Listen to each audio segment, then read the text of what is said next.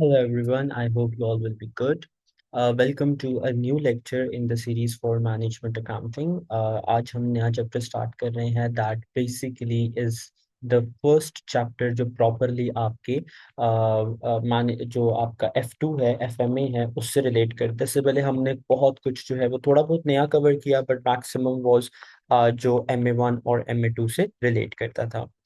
इस चैप्टर का नाम है अल्टरनेटिव कॉस्टिंग टेक्निक। ये चैप्टर प्योरली थ्योरेटिकल चैप्टर है। इससे कोई भी न्यूमेरिकल नहीं आता, ना ही ये न्यूमेरिकल कैलकुलेशंस वाला पोर्शन आपके F2 में इंक्लूडेड है। अल्टरनेटिव कॉस्टिंग टेक्निक्स में हम तीन कॉस्टिंग टेक्निक्स की बात करेंगे। That are the very first one is ABC costing, second is target costing and then we have life cycle costing. Marks weightage की अगर मैं बात करूं तो इस चैप्टर से जो है आपके एक या मैक्सिमम दो एमसीक्यूज आएंगे, इससे ज्यादा नहीं आएंगे। एक एमसीक्यू आने के चांसेस हैं, पर दो जो है वो थोड़ा सा रेयर हो जाता है, वो कम ही दो क्वेश्चंस आते हैं। तो यू कैन से कि this chapter almost carries 2 to 4 marks और 2 to 3 marks, you can say 2 to 3 marks for your exam. Okay, so ये बहुत छोटा सा चैप्टर है। I will make 3 small videos and each video will cover one of the costing techniques so that you guys can easily watch them. हम जो पहली costing technique की बात करेंगे that is activity based costing. इसको हम ABC costing भी कहते हैं। अच्छा देखें, इसको पढ़ाने का मकसद क्या है या इसका बैकग्राउंड क्या है। सबसे पहले तो it's very important to understand कि आपकी ये जो तीन कॉस्टिंग टेक्निक्स है ये आपकी F2 में बेस बना रही हैं, और इनको इन डेप्थ जो है वो डिस्कस किया जाता है इन F5, that is your performance management, right. So this chapter although F2 में बहुत छोटा सा है, लेकिन ये आपकी बेस बना रहा है फॉर योर परफॉर्मेंस मैनेजमेंट। और परफॉर्मेंस मैनेजमेंट के पेपर में ये जो एक्टिविटी बेस्ड कॉस्टिंग है, इसका एक इंटायर क्वेश्चन आता है that is 10 marks, that is worth 10 marks, right. So यहाँ पर बेशक ये एक या दो नंबर का वेटेज है, बट F5 में इट्स 10 marks। सो यहाँ पर अच्छी बेस बना लें, बेसिक कॉन्सेप्ट यहाँ से गेन कर लें, तो F5 में आपको मुश्किल नहीं होगा। देखें, सो फार आपने डिफरेंट टाइप ऑफ कॉस्टिंग पढ़ी है। If I right it here, सबसे पहले आपने पढ़ी है मार्जिनल कॉस्टिंग, फिर आपने पढ़ी एब्जॉर्प्शन कॉस्टिंग, फिर आपने स्पेसिफिक कॉस्टिंग में जॉब कॉस्टिंग की बात की, आपने बैच कॉस्टिंग की बात की, आपने प्रोसेस कॉस्टिंग की बात की, और एट लास्ट आपने सर्विस कॉस्टिंग को भी डिस्कस कर लिया। देखिए, अगर इफ आई टॉक अबाउट आज से 15 और 20 years पहले, तो क्या होता था कि जो बिजनेसेस थे वो बहुत बेसिक प्रोडक्ट्स बनाते थे। एक बिजनेस जो है वो लेट्स से 4 to 5 प्रोडक्ट्स बना रहा है, लिमिटेड अमाउंट के प्रोडक्ट्स बनाते थे, लिमिटेड टाइप्स ऑफ प्रोडक्ट बनाते थे, और हर प्रोडक्ट को एक स्पेसिफिक स्टैंडर्ड जो प्रोसीजर है उससे गुजारा जाता था। हर प्रोसीजर एक दूसरे से मिलता जुलता होता था, और कोई इतनी डिफरेंशिएशंस भी नहीं आती थी। किसी भी प्रोडक्ट को बनाने पर लगने वाली जो कॉस्ट होती थी वो सेम होती थी। मटेरियल कॉस्ट हो गई, लेबर कॉस्ट हो गई, या रेंट वगैरह चार्ज कर दिया, इलेक्ट्रिसिटी बिल चार्ज कर दिया, हीटिंग बिल चार्ज कर दिया, या कोई स्पेशल टूल वगैरह हायर कर दिया, तो उसका कॉस्ट जो है वो आपको उन्हें चार्ज कर दिया। लेकिन जैसे जैसे we enter 21st century and जैसे जैसे जो बिजनेसेस जो वो इवॉल्व हुए, बिजनेसेस ने न्यू डायनामिक तरीके जो है वो अपनाना स्टार्ट कर दिए, और बिजनेसेस ने अपनी जो प्रोडक्ट लाइंस थी उसको इंक्रीज कर दिया। वेरी बेसिक एग्जांपल, आप नेस्ले की एग्जांपल ले लो। नेस्ले मोर देन 500 प्रोडक्ट्स बनाता है। तो यू गाइस कैन इमेजिन कि अब एक बिजनेस जो मोर देन 500 प्रोडक्ट्स बना रहा है, हर प्रोडक्ट को बनाने के लिए एक अलग तरीका अपनाया जा रहा है, एक अलग प्रोसेस है। ऑब्वियसली लेस अलग तरीके से बनेंगे, जूस अलग तरीके से बनेगा, बिस्किट अलग तरीके से बनेंगे, right. I hope you guys are getting me. So हर प्रोडक्ट को बनाने का अब अलग तरीका है। फिर हर प्रोडक्ट पर लगने वाली जो कॉस्ट है, अब वो इतनी डायनामिक, इतनी अब जो है वो डिफरेंट हो गई है कि उनको हम सिर्फ मटेरियल, सिर्फ लेबर और सिर्फ मशीन आवर्स में क्लासिफाई नहीं कर सकते, बल्कि we need some new basis, we need some new classifications for those cost. Okay, so हम क्या करते हैं, हम अगर स्पेसिफिकली बात करें एब्जॉर्प्शन कॉस्टिंग की, तो एब्जॉर्प्शन कॉस्टिंग में क्या होता था, आपने ये पढ़ा हुआ है कि एब्जॉर्प्शन कॉस्टिंग में आप जो भी ओवरहेड कॉस्ट होती है उसको आप एक सुटेबल एक्टिविटी बेस के ऊपर डिवाइड कर देते हो या चार्ज कर देते हो। आपको पता है कि एब्जॉर्प्शन कॉस्टिंग में, मैं ए बी सी लिख देता, नहीं, एब्जॉर्प्शन पूरा लिख देता हूँ। एब्जॉर्प्शन कॉस्टिंग में आपको पता है कि आप OAR कैलकुलेट करते हो। OAR कैसे कैलकुलेट होता है, budgeted overheads divided by budgeted activity. और बजटेड एक्टिविटी क्या होगी, या तो आपके लेबर आवर्स होंगे, आपके मशीन आवर्स होंगे, या नंबर ऑफ यूनिट्स होंगे। राइट, ऐसा ही है। तो देखो एब्जॉर्प्शन कॉस्टिंग में आप ये करते होते थे कि आपकी जो भी कॉस्ट आती थी उसको, या वो आप ये कहते होते थे कि वो या तो लेबर आवर की वजह से लग रहा है, या मशीन आवर की वजह से, या यूनिट्स की वजह से लग रहा है। Okay, but as I am telling you guys कि अब आजकल की अब टाइम में इतने डाइवर्स, इतने डायनामिक प्रोडक्ट्स आ चुके हैं कि हर प्रोडक्ट पर लगने वाली कॉस्ट सिर्फ लेबर, मशीन और on the basis of units classify नहीं होती। हमें कुछ न्यू बेसिस चाहिए होती हैं in order to accurately classify that cost into the cost of the product. Okay, so absorption costing को इंटरचेंज कर दिया गया, एब्जॉर्प्शन कॉस्टिंग को मोल्ड कर दिया गया, एब्जॉर्प्शन कॉस्टिंग को डेवलप कर दिया गया into a new costing that is ABC costing. तो याद रखिएगा एबीसी कॉस्टिंग क्या है, it's the new form of absorption costing. Okay, ये आपकी एब्जॉर्प्शन कॉस्टिंग की जो है वो नई फॉर्म है। फिर नंबर टू, आपने इसमें ये बात याद रखनी है कि एक्टिविटी बेस्ड कॉस्टिंग जो है वो आपकी वहां पर यूज होती है, it is use where maximum cost involve is, sorry, is indirect. Okay, ये वहां पर यूज होगी जहां पर आपकी जो मैक्सिमम कॉस्ट है वो क्या है, वो आपकी इनडायरेक्ट है। आई होप यहां तक आपको बात समझ में आ गई होगी। ठीक है, अब आपने ये देखना, मैंने आपको दो बातें सो फार बता दी कि एब्जॉर्प्शन जो एक्टिविटी बेस्ड कॉस्टिंग है एबीसी कॉस्टिंग, वो एब्जॉर्प्शन कॉस्टिंग का न्यू ट्रांसफॉर्मेशन है। ओके, उसका न्यू मेकओवर है। और ये वहां पर यूज होती है, उन बिजनेसेस में यूज होती है जहां पर आपकी जो मैक्सिमम कॉस्ट है वो इनडायरेक्ट है। ओके, अब एबीसी कॉस्टिंग जो है gives more accurate cost of product. ये आपको एक बहुत ही प्रिसाइज और एक बहुत ही एक्यूरेट कॉस्ट आपकी प्रोडक्ट की कैलकुलेट करके देती है। ठीक है, जो कि एक एब्जॉर्प्शन कॉस्टिंग कैलकुलेट नहीं कर सकती। एबीसी कॉस्टिंग का कॉन्सेप्ट क्या है, तो अब हम इसके कॉन्सेप्ट की बात करते हैं। एबीसी का कॉन्सेप्ट ये है कि आपने दो चीजें आइडेंटिफाई करनी है, एक आपने कॉस्ट पूल आइडेंटिफाई करना है और दूसरा आपने कॉस्ट ड्राइवर आइडेंटिफाई करना है। Now let's see what is cost pool and let's see what is cost driver. Cost pool is an activity, आप डेफिनेशन अपने पास जरूर लिखिएगा।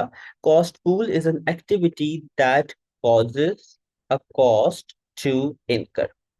ओके, कोई भी ऐसा काम, कोई भी ऐसी एक्टिविटी जिसकी वजह से कॉस्ट लग रही है, that is going to be your cost pool. For example, अगर मैं ड्राइव कर रहा हूं तो मेरी जो जो जो मेरी ड्राइविंग है, अगर उसकी वजह से कोई कॉस्ट लग रही है तो that will be my cost activity. अगर मैं मशीन्स को रेडी कर रहा हूं तो मेरी अगर कोई रेडी करने की मशीन्स को कॉस्ट लग रही है तो मशीन को रेडी करना will be my cost pool. अगर मैं किसी चीज को पैक कर रहा हूं और किसी चीज को पैकिंग करने में किसी चीज को कॉस्ट लग रही है तो दैट इज कॉस्ट पूल। तो याद रखिएगा, cost pool is an activity, वो काम जिसकी वजह से कॉस्ट लग रही होती है, that is cost pool. Cost driver क्या है, दोज फैक्टर्स और the reasons that causes sorry that causes a cost to incur for a cost activity। Okay, cost driver क्या होता है, देखो मैं आपको अब एग्जांपल देता हूँ। अब फॉर एग्जाम्पल मैंने ये कहा कि मैंने पैकेजिंग करनी है और पैकेजिंग पर कॉस्ट लगेगी, राइट। अब पैकेजिंग पर कॉस्ट लग रही है तो जो पैकेजिंग होगी that is my cost pool. पर पैकेजिंग पर कॉस्ट क्यों लग रही है? बिकॉज ऑफ, या कॉस्ट कितनी लगेगी जितनी मैं पैकिंग करूंगा, तो नंबर ऑफ ऑर्डर पैक्ड, या मैं ये कह सकता हूं the times you are packing that order, वो आपका कॉस्ट ड्राइवर हो जाएगा। ठीक है। तो कॉस्ट पूल क्या है? आपकी वो एक्टिविटी जो जिस पर आपकी कॉस्ट लग रही होती है एंड जिस वजह से कॉस्ट लग रही होती है, that is your cost driver. ठीक है। अब देखो गाड़ी चल रही है तो driving the car is your cost pool, because उस पर कॉस्ट लगेगी। क्यों कॉस्ट लग रही है? Because of the fuel, because of the driver. तो ये ड्राइवर और फ्यूल जो है उसके कॉस्ट ड्राइवर्स होंगे, क्योंकि इनकी प्रेजेंस की वजह से आपकी गाड़ी पर कॉस्ट लग रही है, एंड गाड़ी को ड्राइव करना कॉस्ट एक्टिविटी हो जाएगा। ठीक है। तो याद रखिएगा, एक्टिविटी बेस्ड कॉस्टिंग में हम सिर्फ दो चीजें कैलकुलेट करते हैं। नंबर वन, सॉरी, दो चीजें आइडेंटिफाई करते हैं। नंबर वन, हम कॉस्ट पूल आइडेंटिफाई करते हैं एंड कॉस्ट ड्राइवर आइडेंटिफाई करते हैं। कॉस्ट पूल क्या होता है? कॉस्ट पूल वो एक्टिविटी जिस पर कॉस्ट लग रही है, ओके। एंड कॉस्ट ड्राइवर वो चीजें जो या जिसकी वजह से उस एक्टिविटी पर कॉस्ट लगती है। फॉर एग्जाम्पल, मैं आपको कुछ एग्जाम्पल्स यहां पर देता हूं। देखें, अगर मैं बात करूं मशीन सेटअप कॉस्ट की, मशीन को आपने सेट किया और उस पर कॉस्ट लग रही है, तो मशीन सेटअप जो है आपका क्या है?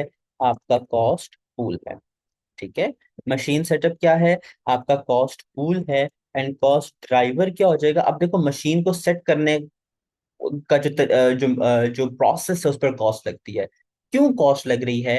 किस वजह से कॉस्ट लग रही है? तो हम यूं कह सकते हैं, number of times machine is setup, कि जितनी बार आप मशीन को सेट करोगे उतनी बार कॉस्ट लगेगी। तो फॉर एग्जांपल, मशीन को 5 टाइम्स सेटअप करता हूं तो उतनी कॉस्ट लगेगी। तो मशीन को सेट करना is the cost driver, and machine का जो सेटअप प्रोसेस है वो आपका कॉस्ट पूल हो जाएगा। मैं आपको एक और एग्जांपल देता हूँ। Packaging cost, packaging cost. अब packaging cost is the cost pool, and packaging cost क्यों लगती है? क्योंकि ये डिपेंड करती है नंबर ऑफ ऑर्डर्स पैक्ड। ठीक है। एक और एग्जांपल देता हूं, डिलीवरी कॉस्ट। डिलीवरी कॉस्ट क्यों लगती है? Kilometres travelled. Okay, obviously delivery cost जो है, आप या किलोमीटर्स ऑफ ट्रैवल भी हो सकता है, इसके अलावा एक और हो सकता है number of deliveries made. Okay. So I hope आपको समझ में आ रहा होगा कि कोई भी एक्टिविटी जिस पर कॉस्ट लग रही है that is the cost pool, and जिस वजह से कॉस्ट लग रही है वो आपका कॉस्ट है। ओके। सो आप देखो, इसको समझाने का मकसद क्या है कि आजकल की डायनामिक वर्ल्ड में सिर्फ labour cost, machine cost and material cost नहीं लगती, इस तरीके की डिफरेंट कॉस्ट भी लगती है। इंजीनियरिंग कॉस्ट है, रिसर्च कॉस्ट है, डेवलपमेंट कॉस्ट है। इसके अलावा हमारे पास जो है वो और भी बहुत तरीके की कॉस्ट जो है वो इन्वॉल्व हो सकती हैं, such as let's say material, good inward cost है, मटीरियल रिक्विजिशन कॉस्ट है। इस तरीके की डिफरेंट कॉस्ट जो है वो आपकी आजकल की प्रोडक्शन में इन्वॉल्व होती है। एंड सेकेंडली, एक प्रोडक्ट को बनाना is now totally different as compare to the other product. दो प्रोडक्ट्स को आप बना रहे हो वो कंप्लीटली डिफरेंट तरीके से बन रहे हैं, राइट। सो हम इस तरीके के बिजनेसेस में जो इस तरीके की डायनामिक कॉस्टिंग इन्वॉल्व करते हैं या डायनामिक प्रोडक्शन इन्वॉल्व कर रहे हैं, वहां पर हम एक्टिविटी बेस्ड कॉस्टिंग जो है वो यूज करते हैं।